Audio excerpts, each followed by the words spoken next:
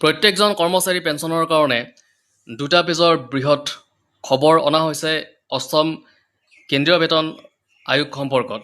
যথেষ্ট ইয়াতে কেইটামান পইণ্ট দিয়া হৈছে, 9টা পইণ্ট আচলতে ইয়াতে আছে। আপোনালোকে চাওক, এখন পৃষ্ঠা হয় আৰু নেক্সট পেজ এটা এইটো, আৰু টোটেল 9টা পইণ্ট ইয়াতে বিস্তৃতভাৱে আলোচনা কৰা হৈছে। এইখন চিঠি আহিছে NCJCMৰ ছাইডৰ ফালৰ পৰা, আৰু এখন পঠিয়াই দিছে Shri Pankaj Jain, member secretary 8 central pay commission 7th floor. তেওঁলোকে পঠাই দিছে, আৰু গোটেইখিনি কথা আমি চাম। ছাবজেক্টটো কি দিছে, এইখন আহিছে 1 এপ্ৰিল 2026 তাৰিখত, আৰু আজি হৈছে 3 তাৰিখ। ক'ব গ'লে এইখন একদম লেটেষ্ট হয়। গোটেইখিনি কথা আমি চাবলৈ চেষ্টা কৰিম, আচলতে কি কথা ইয়াতে দিয়া হৈছে। ভিডিঅ' কানেক্ট হৈ থাকিব, স্কিপ নকৰিব, সম্পূৰ্ণ চাব, তেতিয়া গোটেইখিনি কথা বুজিবলৈ সক্ষম হ'ব। আৰু যদি ভিডিঅ'টো ভাল লাগে তেতিয়াহ'লে এটা ছাবস্ক্ৰাইব, লাইক কৰি দিব। আহক আমি এতিয়া গোটেইখিনি কথা চাবলৈ চেষ্টা কৰোঁ। বিষয়টো চাওক, বিষয়টো লিখিছে অষ্টম কেন্দ্ৰীয় বেতন আয়োগৰ CPC মনোনীত বিষয়সমূহৰ বাবে প্ৰয়োজনীয় বিষয়সমূহৰ প্ৰেৰণৰ বাবে যাতে NCJCM ইউনিয়ন ফেডাৰেশ্যন সংঘ কৰ্মচাৰীসকলে অষ্টম CPC লৈ গঠনমূলকভাৱে স্মাৰকলিপি দাখিল কৰিব পাৰে। সন্দৰ্ভটো দিছে এই কাৰ্যালয়ৰ সমান নম্বৰযুক্ত পত্ৰ, তাৰিখ ইয়াতে দিছে 11/3/2026। লিখিছে, আমাৰ ওপৰৰ উল্লেখিত পত্ৰ আৰু আপোনাৰ সৈতে হোৱা অনানুষ্ঠানিক বৈঠকৰ পৰিপ্ৰেক্ষিতত মই আপোনাৰ দৃষ্টি আকৰ্ষণ কৰিব বিচাৰোঁ কিছুমান গুৰুত্বপূৰ্ণ বিষয়ৰ ওপৰত, যি স্মাৰকলিপি দাখিল প্ৰক্ৰিয়া আৰু অষ্টম CPCয়ে প্ৰদত্ত 9টা থিমৰ সৈতে সম্পৰ্কিত। এই বিষয়সমূহকে ধৰি কৰ্মচাৰী আৰু অন্যান্য অংশীদাৰসকলে প্ৰায়ে প্ৰদত্ত সমালোচনা মতামত প্ৰকাশ কৰিছে, আৰু অধিক অন্তৰ্ভুক্তিমূলক, বিস্তৃত আৰু ফলপ্ৰসূ দাখিল প্ৰক্ৰিয়াৰ বাবে প্ৰয়োজনীয় সংশোধন আৱশ্যক। নম্বৰ 1 দিছে শব্দসীমা। বৰ্তমান 3500 আখৰৰ প্ৰায় 500 শব্দ সীমা জটিল বিষয়সমূহৰ সম্পূৰ্ণ যুক্তি, তথ্য আৰু বিৱৰণ প্ৰদৰ্শন কৰিবলৈ যথেষ্ট নহয়। সেয়ে হ'লে অনুৰোধ কৰা হৈছে যে প্ৰতিটো থিমৰ বাবে শব্দসীমা কমেও 1000 শব্দলৈ বঢ়োৱা হোৱাকৈ যাতে অৰ্থপূৰ্ণ আৰু সম্পূৰ্ণ দাখিল প্ৰদান কৰিব পৰা যায়। নম্বৰ 2, 9টা থিমৰ অন্তৰ্গত উপপ্ৰশ্ন উপশীৰ্ষকসমূহৰ প্ৰক্ৰিয়া।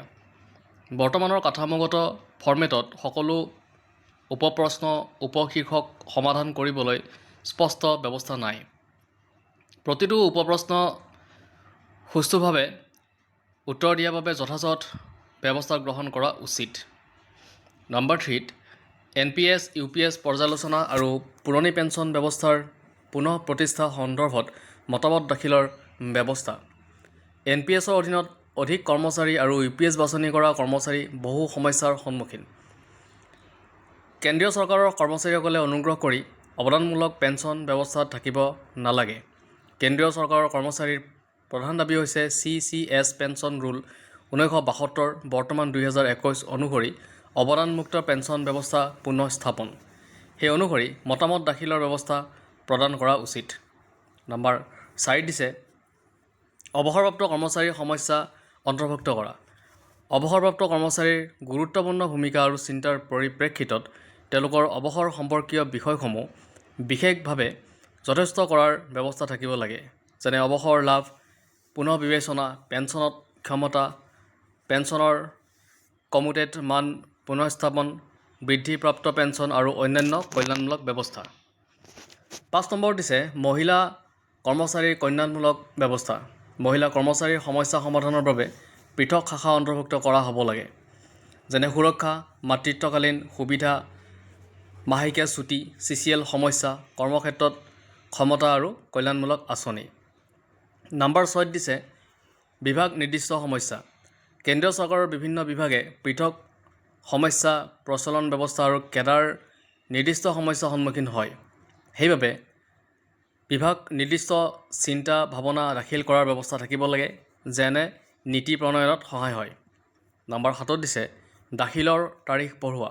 বিভাগ নিৰ্দিষ্ট সমস্যা সন্দৰ্ভত পৃথক স্মাৰকলিপি দাখিলৰ তাৰিখ 31/5/2026 বঢ়োৱা হ'ব লাগে, কাৰণ NCJCM staff side federation union আৰু সংঘবোৰক নিজৰ সদস্য সংস্থা এফিলিয়েটৰ সৈতে পৰামৰ্শ কৰিবলৈ সময়ৰ প্ৰয়োজন হয়। নম্বৰ 8 দিছে সংযুক্তি আকাৰ সীমা বৃদ্ধিৰ ব্যৱস্থা। বৰ্তমান সংযুক্তি সীমা 2 MB বিশেষকৈ বিস্তৃত নথি প্ৰতিবেদন আৰু তথ্য সংযুতি দাখিলৰ ক্ষেত্ৰত যথেষ্ট নহয়। সীমা কমেও 10 MB লৈ বঢ়োৱা হ'ব লাগে। নম্বৰ 9 ইমেইল আৰু কাগজ ৰূপত দাখিলৰ ব্যৱস্থা।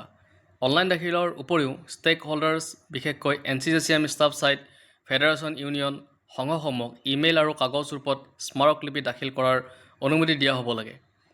এনেদৰে সহজে প্ৰৱেশ, প্ৰযুক্তিগত বাধা হ্ৰাস আৰু বিকল্প যোগাযোগৰ ব্যৱস্থা উপলব্ধ হ'ব।